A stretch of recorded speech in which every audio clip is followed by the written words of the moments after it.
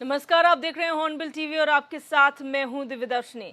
सबसे पहले बात करेंगे बड़ी खबर की। केदारनाथ उपचुनाव को लेकर बड़ी खबर है, जहां बीजेपी ने अपनी कमर कस ली है। उपचुनाव के लिए प्रभारी और संयोजकों की तैनाती कर दी गई है। 5 कैबिनेट मंत्रियों को मंडल प्रवासी बनाया गया है। ये बड़ी खबर आपको बता रहे हैं। अलग अलग मंडलों की जिम्मेदारी इन कैबिनेट मंत्रियों को दी गई है। प्रदेश महामंत्री आदित्य कोठारी केदारनाथ उपचुनाव के प्रभारी बनाए गए हैं।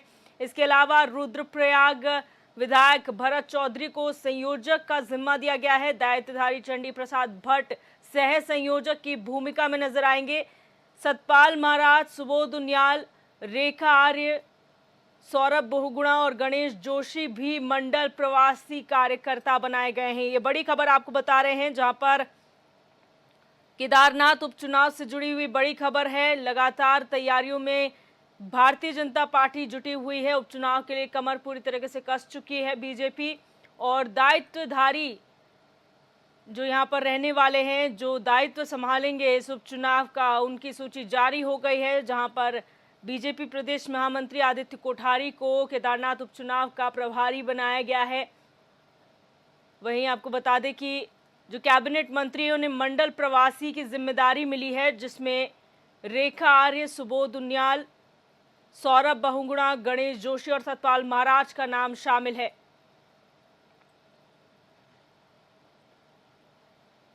तो उपचुनाव के लिए प्रभारी और संयोजकों की तैनाती कर दी गई है। जिम्मेदारी सौंपी गई है। 5 कैबिनेट मंत्रियों को मंडल प्रवासी भी बनाया गया है।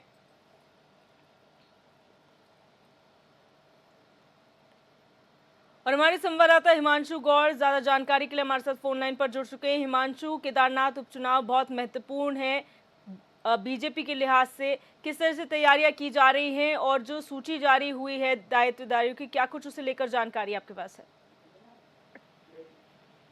जी बिल्कुल दिव्या, केदारनाथ उपचुनाव भाजपा के लिए कहीं ना कहीं बहुत महत्वपूर्ण है और ऐसे में तमाम पार्टी संगठन जो है केदारनाथ उपचुनाव की तैयारियों को लेकर जुड़ गए हैं। यहाँ पर तमाम मंत्रियों को जो है दायित्व दिए गए हैं। चाहे बात करें भाजपा प्रदेश महामंत्री संगठन आदित्य कोठारी को चुनाव केदारनाथ उपचुनाव का प्रभारी बनाया गया है। इसी के साथ ही चंडी प्रसाद भट्ट को संयोजक की जिम्मेदारी दी गई है। रुद्रप्रयाग विधायक भरत चौधरी को जो है वो संयोजक की जिम्मेदारी दी गई है। इसी के साथ ही कैबिनेट मंत्री सतपाल महाराज, रेखा आर्य, सौरभ बहुगुणा, सुबोध उनियाल, गणेश जोशी को मंडल प्रवासी कार्यकर्ता की जिम्मेदारी यहाँ पर दी गई है। और इस लिहाजे से क्योंकि जिस प्रकार से भाजपा को बद्रीनाथ विधानसभा उपचुनाव में करारी हार का सामना करना पड़ा था, उसके बाद केदारनाथ उपचुनाव भाजपा के लिए एक महत्वपूर्ण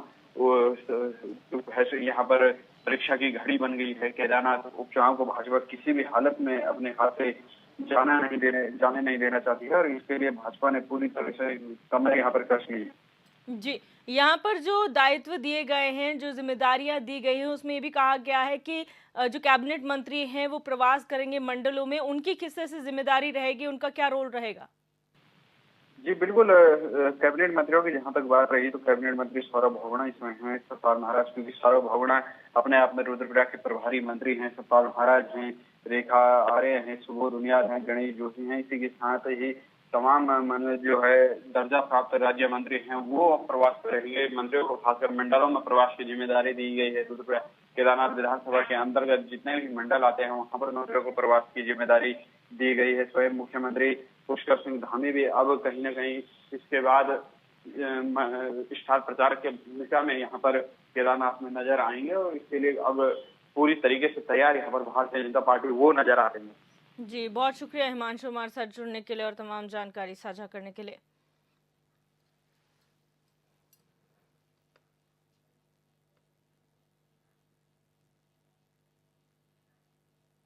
बढ़ते आगे रुक करेंगे देहरादून से बड़ी खबर का, जहां टिहरी से विधायक रहे धन सिंह नेगी की बीजेपी में वापसी होगी। ये बड़ी खबर आपको बता रहे हैं। प्रदेश अध्यक्ष महेंद्र भट्ट आज पार्टी की सदस्यता उन्हें दिलाएंगे। 2022 का विधानसभा चुनाव उन्होंने कांग्रेस के टिकट से लड़ा था और 2017 में बीजेपी के टिकट पर धन सिंह विधायक बने थे। वहीं 2022 में बीजेपी ने उनका टिकट काटा था, जिसकी वजह से वो नाराज हुए पार्टी से और कांग्रेस में शामिल हो गए। वहीं अब जो है वो वापसी कर रहे हैं। कांग्रेस ने धन सिंह को 2022 विधानसभा चुनाव में प्रत्याशी बनाया था, लेकिन अब वो बीजेपी में दोबारा शामिल हो रहे हैं।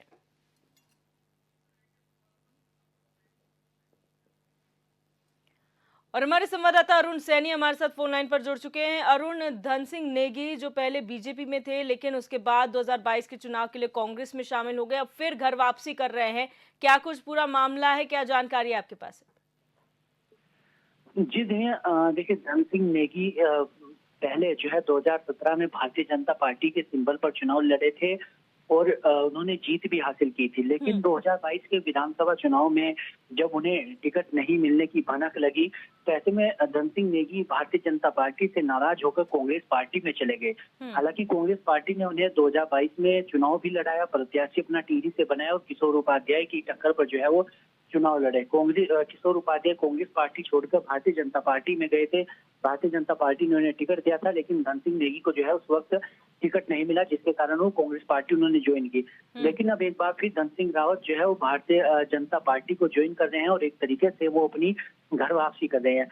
लेकिन धन सिंह नेगी के जो भाजपा में ज्वाइनिंग होने वाली है आज, उसके पीछे के कारण क्या है इसको लेकर अभी उनका कोई स्पष्ट आधिकारिक बयान सामने नहीं आया है कि किस वजह से जो है वो भारतीय जनता पार्टी ज्वाइन कर रहे हैं। कांग्रेस में आखिर ऐसी क्या चीज रही कि वो अब दोबारा भारतीय जनता पार्टी में जा रहे हैं, क्योंकि कांग्रेस पार्टी ने धन सिंह नेगी को चुनाव भी लड़ाया, उन्हें प्रत्याशी भी बनाया और कांग्रेस पार्टी के सिंबल पर वो चुनाव भी लड़े। हालांकि चुनाव वो हार गए, तो लेकिन ऐसे में क्या कुछ कारण जो है रहे हैं जिस वजह से जो है वो कांग्रेस पार्टी को छोड़कर आज भारतीय जनता पार्टी में ज्वाइन हो रहे हैं। ऐसे में जब वो सदस्यता ग्रहण करेंगे उसके बाद जो उनका बयान आएगा तभी स्पष्ट होगा कि आखिर इसके पीछे के कारण क्या है, किस वजह से जो है धन सिंह नेगी ने घर वापसी भारतीय जनता पार्टी में वो की है। अच्छा, इससे पहले जब भारतीय जनता पार्टी ने अपना सदस्यता अभियान शुरू किया था उस वक्त भी ये कहा जा रहा था कि तमाम जो राजनीतिक दल हैं उनके भी लोग हमारी नीतियों से प्रभावित होकर यहाँ पर आएंगे और इसकी शुरुआत धन सिंह नेगी से हुई। क्या इसके अलावा और भी चेहरे हैं जो घर वापसी कर सकते हैं या फिर बीजेपी में शामिल हो सकते हैं?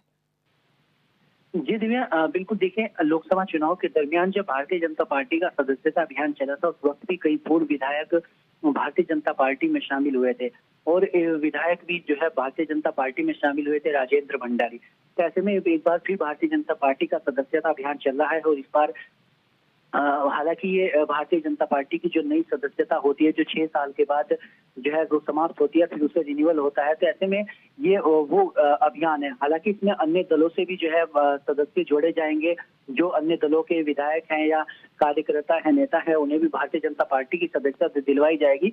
ऐसे में भारतीय जनता पार्टी के प्रदेश अध्यक्ष की तरफ से भी कहा जा रहा है कि कई पूर्व विधायक और भी उनके संपर्क में है और जब उनसे पूछा गया कि क्या कुछ विधायक भी उनके संपर्क में है तो उसको लेकर हालांकि उन्होंने कोई ऐसा स्पष्ट नहीं किया। लेकिन ऐसे में भारतीय जनता पार्टी इस अभियान को बड़े स्तर पर चला रही है। ऐसे में भारतीय जनता पार्टी का कहना है कि कई पूर्व विधायक उनके संपर्क में है और आने वाले समय में जो है अगर जो विधायक भी होंगे उनसे भी बातचीत की जाएगी और ऐसे में अगर कोई भारतीय जनता पार्टी ज्वाइन करना चाहता है तो उसके बातचीत करके जो है उससे ज्वाइनिंग भी कराई जाएगी। लेकिन भारतीय जनता पार्टी सदस्यता अभियान बड़े व्यापक स्तर पर चला रही है और ऐसे में कौन कौन पूर्व विधायक या अन्य दलों से कौन पूर्व विधायक भारतीय जनता पार्टी की सदस्यता लेते हैं, ये अभी जैसे जैसे अभियान आगे बढ़ेगा ऐसे ऐसे देखने वाली बात होगी।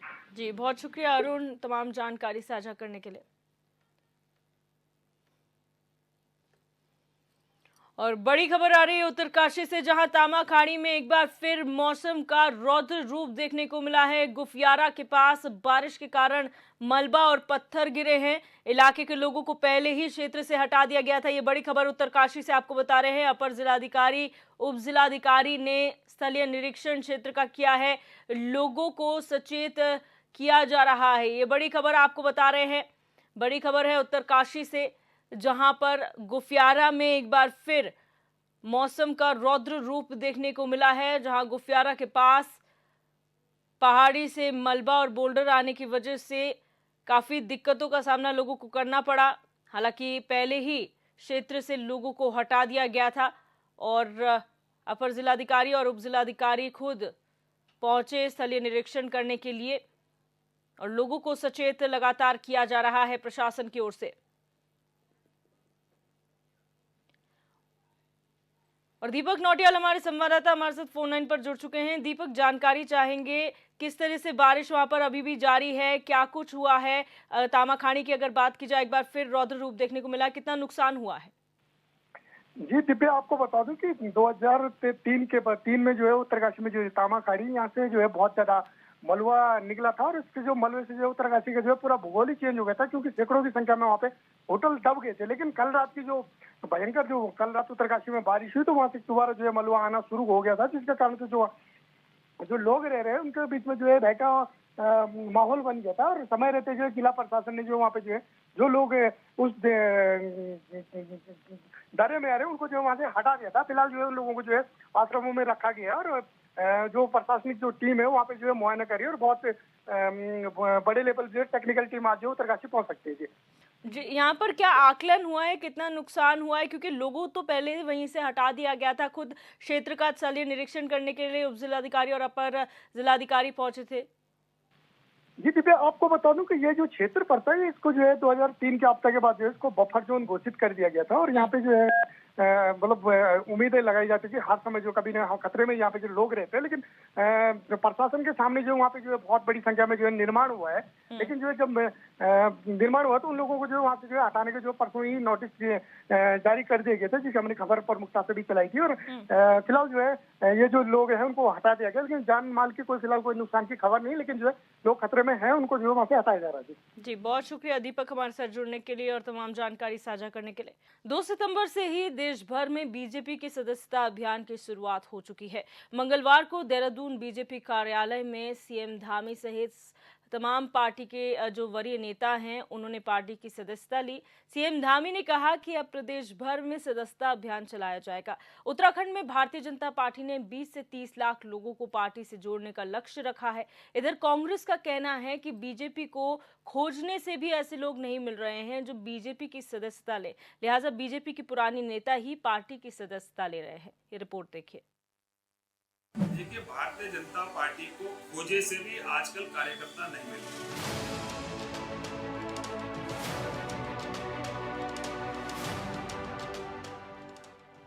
सदस्यता अभियान से पहले पीएम नरेंद्र मोदी और अब उत्तराखंड के सीएम पुष्कर सिंह धामी के दोबारा से पार्टी की सदस्यता लेने के सवाल पर बीजेपी ने पहले ही साफ कर दिया था कि पार्टी के संविधान के मुताबिक हर 5 से 6 साल बाद नए सिरे से सबको फिर से पार्टी की सदस्यता लेनी पड़ती है। तो फिर ये सवाल कैसे उठ सकता है कि बीजेपी के साथ नए लोग जुड़ना नहीं चाहते, इसलिए पार्टी के पुराने नेता और कार्यकर्ता ही पार्टी की सदस्यता ले रहे हैं। देखिए, भारतीय जनता पार्टी को खोजे से भी आजकल कार्यकर्ता नहीं मिल रहे। इसकी परिणति ये हुई कि मुख्यमंत्री और प्रधानमंत्री जी दोबारा से इसके सदस्य बन रहे हैं, और जो इनके विधायक हैं जो पहले से इनके सदस्य हैं वो दोबारा से सदस्यता ले रहे हैं। कोई नया इनका सदस्य नहीं मिल रहा, दूर दूर ढूंढ रहे हैं, लेकिन इनको तब भी कोई सदस्य नहीं मिल पा रहा, इसलिए अपने लोगों को दोबारा से सदस्य बना रहे हैं। दरअसल 2 सितंबर से ही देश भर में बीजेपी के सदस्यता अभियान की शुरुआत कर दी है। अभियान के मुताबिक उत्तराखंड की राजधानी देहरादून में पार्टी कार्यकर्ताओं में सदस्यता अभियान कार्यक्रम का आयोजन किया गया, जिसमें पार्टी के प्रदेश अध्यक्ष महेंद्र भट्ट ने सबसे पहले सीएम धामी को पार्टी की सदस्यता दिलाई। साथ ही कई नेताओं ने पार्टी की सदस्यता ली। सीएम धामी के सदस्यता लेते ही उत्तराखंड में भी विधिवत अभियान की शुरुआत हुई है। देखिए, आज से देवभूमि के अंदर पार्टी की सदस्यता का श्रीगणेश प्रारंभ हो गया है। हमारे पहले सदस्य इस प्रदेश के यशस्वी मुख्यमंत्री, जिन्होंने राज्य के विकास के साथ साथ इसके देवभूमि को बनाए रखने में जो अपना महत्वपूर्ण योगदान दिया, वो हमारे सदस्य बने हैं। और मैं कह सकता हूँ कि उत्तराखंड का एक एक नागरिक जो मतदाता है, हमारा प्रयास है बस व्यक्ति तक हम पहुँचे और उसे पार्टी का सदस्य बनाए। देहरादून बीजेपी कार्यालय में मुख्यमंत्री पुष्कर सिंह धामी के बाद सरकार के मंत्रियों, संगठन के पदाधिकारियों और कार्यकर्ताओं ने भी पार्टी की सदस्यता ग्रहण की। उत्तराखंड में बीजेपी ने 30 लाख नए लोगों को पार्टी से जोड़ने का लक्ष्य रखा है और देश भर में 10 करोड़ लोगों को पार्टी से जोड़ने का लक्ष्य रखा है। सदस्यता लेने के बाद मुख्यमंत्री ने राष्ट्रीय अध्यक्ष और प्रदेश अध्यक्ष को धन्यवाद देते हुए कहा कि प्रधानमंत्री नरेंद्र मोदी के शपथ लेने के साथ ही देश भर में बीजेपी का सदस्यता अभियान शुरू हो गया है। मैं अपने प्रदेश अध्यक्ष जी का धन्यवाद करता हूं और राष्ट्रीय अध्यक्ष जी का भी धन्यवाद करता हूं कि कल देश के अंदर सदस्यता अभियान का प्रारंभ हुआ है। माननीय प्रधानमंत्री नरेंद्र मोदी जी पहले सदस्य बने हैं और उत्तराखंड में मुझे आज प्रदेश अध्यक्ष जी ने पहले सदस्य के रूप में सदस्यता प्रदान की है। और ये सदस्यता का अभियान हमारा आज से प्रदेश के अंदर प्रारंभ हो गया है। कल से जिलों में भी प्रारंभ होगा। सीएम धामी ने कहा कि सदस्यता अभियान के तहत पार्टी के कार्यकर्ता समाज के हर वर्ग अंतिम व्यक्ति के बीच पहुंचेंगे और देश भर में पार्टी ने जो 10 करोड़ सदस्यों का लक्ष्य रखा है उसमें उत्तराखंड अहम भूमिका निभाएगा। वहीं बीजेपी प्रदेश अध्यक्ष महेंद्र भट्ट ने कहा कि पहले सदस्य के रूप में प्रदेश का विकास और प्रदेश को जोड़कर रखने वाले मुख्यमंत्री पुष्कर सिंह धामी ने सदस्यता ली है और आने वाले दिनों में पार्टी के कार्यकर्ता के साथ ही वह भी जनता के बीच जाएंगे और भारतीय जनता पार्टी के सदस्यता अभियान को आगे बढ़ाएंगे। पूरे प्रदेश के अंदर चलेगा और इसके साथ साथ हमारा संगठन पर्व भी चलेगा। हमारे संगठन का विस्तार होगा और जहाँ तक भी अभी हम नहीं पहुँचे हैं उन सभी लोगों तक हम पहुँचेंगे। गांव-गांव, घर-घर तक पहुँचने की हमारे सभी पार्टी के कार्यकर्ता, सभी पदाधिकारी, हमारे सभी जनप्रतिनिधि अपना योगदान देंगे और उत्तराखंड जो देश का नए सदस्य बनाने का 10 करोड़ का लक्ष्य रखा है उसमें अपनी बड़ी भागीदारी करेंगे। जिन क्षेत्रों में कमजोर है वहाँ सदस्यता अभियान की गति को बढ़ाया जाएगा। हमारे सारे सांसद, विधायक, दायित्वधारी मंत्रीगणों के कार्यक्रम हमने कल से लगा दिए। मैं भी उत्तराखंड के जो हमारे 19 के 19 जिले हैं सभी 19 जिलों में जाकर और बूथ पर मैं भी जाकर सदस्य बनाऊंगा। इस प्रकार की श्रृंखला रहेगी। बूथ का हर परिवार तक हमारा जाना हो उसके लिए लिटरेचर भी हमारा छप चुका है। वो हम यथा समय कार्यकर्ता के माध्यम से तक पहुँचाएंगे। बीजेपी के सदस्यता अभियान को लेकर कांग्रेस ने बीजेपी पर तंज कसा है। कांग्रेस के प्रवक्ता ने कहा है कि बीजेपी को दूर दूर तक कोई भी कार्यकर्ता नहीं मिल रहा, इसीलिए बीजेपी स्वयं सदस्यता अभियान चला रही है और उनके नेता और विधायक जो पहले से ही बीजेपी के सदस्य हैं खुद ही सदस्य बन रहे हैं। सरकार ने जनता के हितों के लिए कोई कार्य नहीं किया, इसलिए बीजेपी को सदस्यता अभियान चलाने की जरूरत पड़ रही है। अगर बीजेपी ने जनता के हितों के लिए काम किया होता तो बीजेपी को सदस्यता अभियान चलाने की जरूरत नहीं पड़ती। अगर इन्होंने कोई काम किया होता देश के और प्रदेश के अंदर तो उनको सदस्य मिलते। इन्होंने कोई ऐसा काम ही नहीं किया। प्रधानमंत्री जी कह रहे थे इस बार 400 पार, ये तो बहुमत का आंकड़ा भी नहीं छू सके। 15 दलों को मिलाकर सरकार चला रहे हैं ये लोग। आज प्रदेश के अंदर क्या स्थिति होगी? जो वादे जनता के साथ इन्होंने किए धरातल पे नहीं उतरे तो कौन इनका सदस्य बनेगा? ये अपने आप सदस्यता अभियान चलाकर खुद ही सदस्य बन गए। लोकसभा चुनाव 2024 से पहले उत्तराखंड बीजेपी ने एक अभियान चलाया था जिसमें दूसरे दलों के नेताओं और हजारों कार्यकर्ताओं ने बीजेपी का दामन थामा था। उसी अभियान में कांग्रेस के कई पूर्व विधायक और हजारों कार्यकर्ताओं ने बीजेपी की सदस्यता ली थी और अब एक बार फिर बीजेपी के सदस्यता अभियान की शुरुआत हुई है। पार्टी का लक्ष्य है कि सिर्फ उत्तराखंड में ही 20 से 30 लाख लोगों को पार्टी से जोड़ा जाए और इसके लिए सीएम से लेकर सभी नेताओं को अलग अलग इलाकों की जिम्मेदारी भी दी गई है। अब इसमें पार्टी को कहां तक सफलता मिलती है ये तो वक्त के साथ ही पता चलेगा। Bureau report, hornbill TV.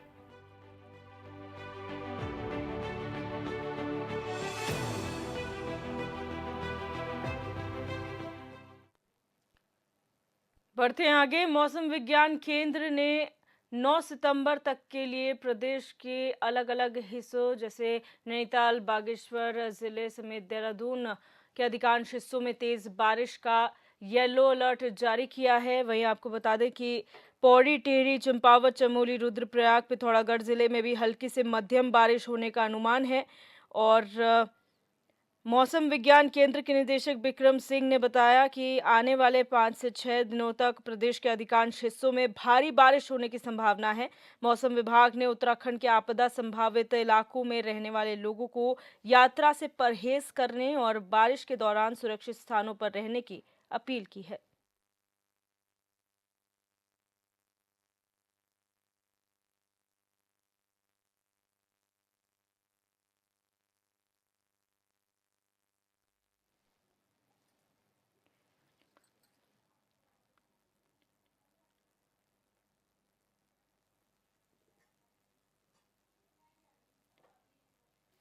राज्यपाल के पूर्व ओएसडी को नई जिम्मेदारी दी गई है। आपको बता दें कि न सिर्फ वो राज्यपाल के पूर्व ओवैसी थे बल्कि बीजेपी नेता देवेंद्र प्रधान को हरिद्वार में बीजेपी अनुसूचित मोर्चे का जिलाध्यक्ष बनाया गया है। नई जिम्मेदारी मिलने पर जगजीतपुर स्थित बीजेपी ऑफिस में देवेंद्र प्रधान का बीजेपी कार्यकर्ताओं ने स्वागत किया। इस दौरान देवेंद्र प्रधान ने पार्टी नेतृत्व का आभार जताते हुए कहा कि उन्हें जो जिम्मेदारी मिली है वो पूरी लगन और निष्ठा के साथ उसे निभाएंगे। उन्होंने आगे कहा कि आगामी नगर निकाय चुनावों में बीजेपी की ही जीत का परचम लहराएगा।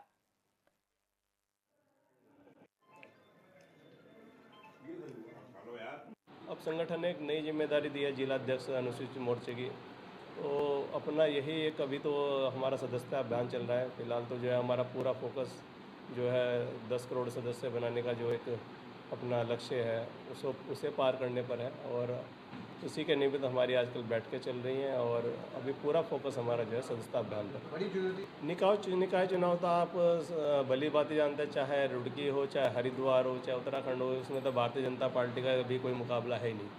तो ये तो निकाय चुनाव तो हम एक तरफा जीत ही रहे हैं, इसमें तो कोई दो राय है ही नहीं।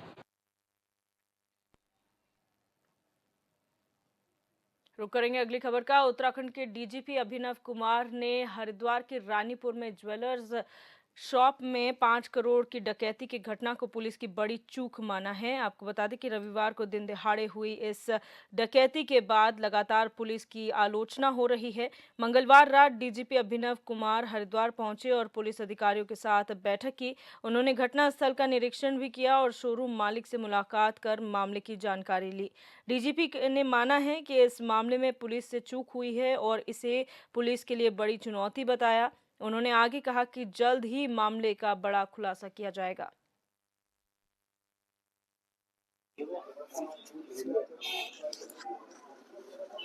ये जो घटना हुई है रविवार को, ये निश्चित रूप से इस साल की सबसे बड़ी आपराधिक घटनाओं में से एक है। ये जो हरिद्वार में जो डकैती पड़ी है, और इसको हम लोग बहुत एक चुनौती के रूप में बहुत गंभीरता से ले रहे हैं।